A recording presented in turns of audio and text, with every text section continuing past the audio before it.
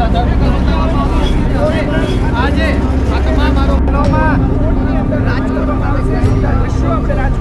દ્વારા સોલંકી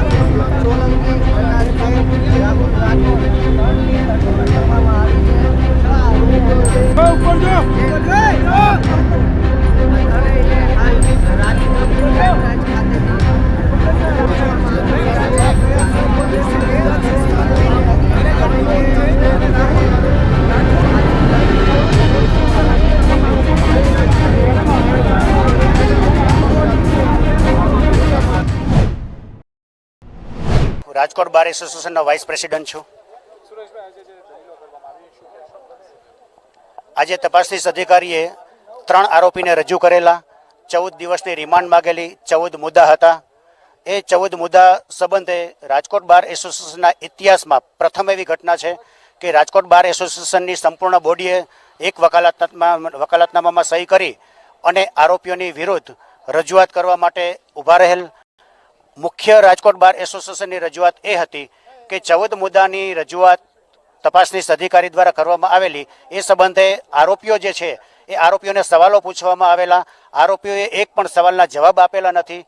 એથી વિશેષ મેઇન રજૂઆત એ હતી કે સત્યતાના મૂળ સુધી પહોંચવા માટે આ 14 દિવસના રિમાન્ડની એટલા માટે આવશ્યકતા છે કે ત્યાંથી એક્સપ્લોઝિવની વસ્તુ પકડાયેલી છે, કેટલા કર્મચારીઓ હતા, કેટલા બાળકો ત્યાં ઉપર રમવામાં હતા, એના કોઈ આંકડા મળતા ન હોય. એટલે એ સંબંધે સત્ય સુધી પહોંચવા માટે 14 દિવસની રિમાન્ડની આવશ્યકતા હતી.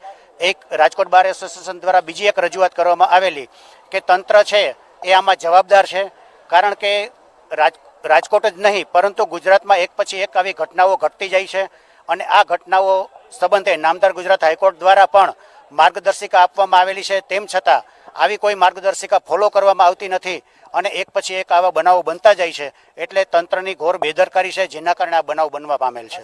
તમે એવું પણ કહ્યું છે કે નાના ભૂલકાઓની રાખ પણ મળે તેમ નથી, શું કહેશો? અમને મળેલ માહિતી મુજબ ત્યાં સ્થળ ઉપરથી જે કાટમાળ છે એ હટાવવામાં આવી રહેલ છે. કાટમાળ જ્યારે હટાવવામાં આવે અને સાફ સફાઈ કરવામાં આવે ત્યારે સ્વાભાવિક છે કે પુરાવાનો નાશ થાય. નાના નાના ભૂલકાઓ હતા, એ નાના ભૂલકા છે એ ભૂલકા આટલી 800 ડિગ્રી તાપમાનની અંદર એની રાખ પણ સુધા ન મળે તો અવશેષ તો દૂરની વાત રહી. હવે જો અવશેષ ન મળે તો જે ડીએનએની વાત છે એ ડીએનએ શક્ય ન બને. એટલે એ પુરાવાનો એક પ્રકારે નાશ જ કહેવાય કે જે એનું ડીએનએ ન મળે તો એના સ્વજનોને છે એની સાથે મેચ ન થાય અને એની ભાળ ન મળી શકે. તમે એવું પણ કહ્યું છે કે સસ્પેન્ડ થયેલા અધિકારીઓ ઘર બેઠા પગાર મેળવશે, શું કહેશો? માત્ર કોઈ પણ જવાબદાર અધિકારીઓ માની એને સસ્પેન્ડ કરી દેવાથી એ વસ્તુ ત્યાં પૂર્ણ નથી થતી. સસ્પેન્ડ કરી દીધા પછી 6 માસ સસ્પેન્ડ રહેશે, ફરીથી એ નોકરી પર ચડી જશે. કાં એની સામે કોઈ ડિસમિસના પગલાં લેવામાં આવે, વિકલ્પે એને આરોપી તરીકે એડ કરવામાં આવે તો જ ખરા અર્થમાં ન્યાય મળી શકે. તમે એવું પણ કહ્યું છે કે તંત્ર દ્વારા પ્રજાનો રોષ દબાવવા માટે અધિકારીઓને સસ્પેન્ડ કરવામાં આવ્યા છે. બટ નેચરલ છે, પ્રજા પણ કહે છે. કારણ કે કોઈ જ્યારે તમે એવું માનો છો કે આની બેદરકારી છે તો એ બેદરકારીના કારણે તમે એને સસ્પેન્ડ કરો છો તો બેદરકારીથી બનાવ બને છે. એને રોકટોક તમે નફાખોરી કરવા દેવામાં આવેલી છે, તંત્ર દ્વારા નફાખોરી કરવા દેવામાં છૂટ આપી વગર લાયસન્સે આપી તો આ ઘટના ઘટેલી છે. તો સ્વાભાવિક છે કે રોષ છે પ્રજાનો, એ બરાબર છે. અત્યાર સુધી પોલીસ તપાસમાંથી શું મળી આવ્યું છે, શું કહેશો? તપાસ દરમિયાન અત્યારે તો હજી કોઈ એજન્સી છે એ એના મૂળ સુધી પહોંચવા માટે કોશિશ કરે છે અને તપાસની અમુક મર્યાદા હોય છે કે એ વસ્તુ જે બહાર ન લાવે જેથી કરીને ઇન્વેસ્ટિગેશનને ખલેલ ન પહોંચે. એટલા માટે ગઈકાલે ધરપકડ કરી એક આરોપીની આજે વહેલી સવારે પોલીસે ધરપકડ કરી. તમામ આરોપીઓ તપાસમાં સહયોગ આપતા ન હોવાથી પોલીસે 14 દિવસના વિશેષ તપાસ માટે પોલીસ કસ્ટડીની માંગણી સાથે આજરોજ 3 આરોપીઓને એફઆઈઆરમાં દર્શાવેલ 6 નામો પૈકીના 2 અને એક જે એફઆઈઆરમાં નામ નથી એવા નીતિન નામના આરોપીને 14 દિવસના પોલીસ કસ્ટડીના રિમાન્ડની માંગણી સાથે અદાલત સમક્ષ આજે 6 વાગે રજૂ કરેલા હતા. આરોપી વતી અને રાજકોટ બાર એસોસિએશન વતી તેમજ સરકાર વતી મને સોંપવામાં આવેલ જવાબદારીની ભાગરૂપે તમામ પક્ષકારોએ વિસ્તૃતપણે દલીલો કરેલી હતી. નામદાર અદાલત દ્વારા સરકાર તરફે થયેલી તમામ દલીલોને માન્ય રાખી તમામ આરોપીઓના 3 આરોપીઓના 14 દિવસના પોલીસ કસ્ટડીના રિમાન્ડ મંજૂર કરેલા છે.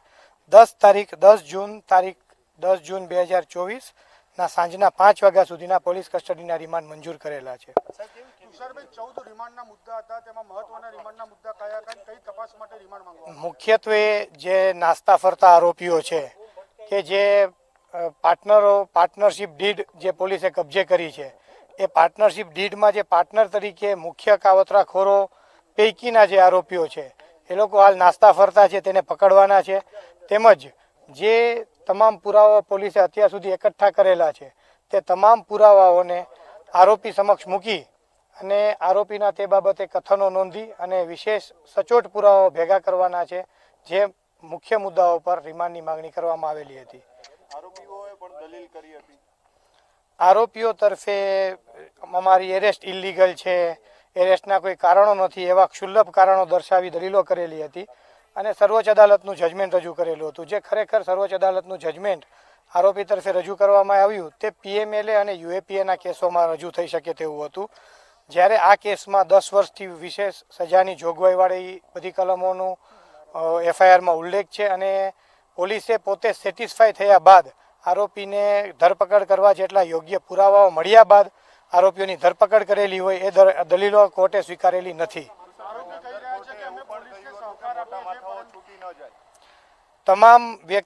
તમામ પાસાઓની પોલીસ તલસ્પર્શી તપાસ કરી રહી છે. તપાસની વિશેષ હકીકતો એક પ્રોસિક્યુટર તરીકે હાલ જાહેર કરી શકાય નહીં, પરંતુ આપ વિશ્વાસ રાખો, પોલીસ ખૂબ જ તલસ્પર્શી રીતે તમામ પાસાઓની તપાસ કરી રહી છે. આરોપીએ કોર્ટમાં મેજિસ્ટ્રેટ સમક્ષ કહ્યું, પોલીસ જે પ્રશ્નના પૂછી રહી છે તેના જવાબ અમે યોગ્ય રીતે આપ્યા છે, પરંતુ બીજા જે પ્રશ્નો કરવામાં આવશે તેને પણ અમે સહકાર આપીશું. તે વિશે એ આરોપીનું એક કથન જ દર્શાવે છે કે પહેલેથી સમજીને આવ્યા છે કે પોલીસને કઈ રીતે ગેરમાર્ગે દોરવી, પણ આ પોલીસ જે રીતે તપાસ કરી રહી છે તે આરોપીના ખોટા કથનોમાં આવશે નહીં. આરોપી અદાલતમાં પણ કઈ રીતે રોવાનું ખોટું નાટક કર્યું, આ બધા મિત્રો ત્યાં હાજર હતા. પહેલી વાર આરોપીએ રોવાનું નાટક કર્યું, થોડી વાર રહીને એ જ આરોપીના મોઢા ઉપર સ્મિત હતું અને એને દેખાડી દીધું કે કોર્ટમાં નાટક કેવી રીતે કરવું, રોઈને એને કોર્ટ જજની સિમ્પથી કેમ મેળવવી, એ પણ પ્રયત્ન કર્યો. આના ઉપરથી એટલું નક્કી થઈ શકે કે આરોપી કેટલા રીઢા છે. મેજિસ્ટ્રેટે પણ ટાંક્યું છે કે જે મોટા માથાઓ છે તે બચી ના જાય, તેનું પણ તકેદારી રાખવામાં આવે. તપાસ કરનાર અમલદાર તમામ પાસાઓની તલસ્પર્શી તપાસ કરી રહ્યા છે. કોઈને પણ બક્ષવામાં નહીં આવે. જે પણ જગ્યાએ કાનૂની મુદ્દાઓ પરની સહાયની જરૂર છે તેના માટે મારી ચોક્કસ નિમણૂક કરવામાં આવી છે અને પોલીસ તમામ જગ્યાએ કાનૂની મુદ્દાઓ પર મારી સલાહ પણ લેતી હોય છે.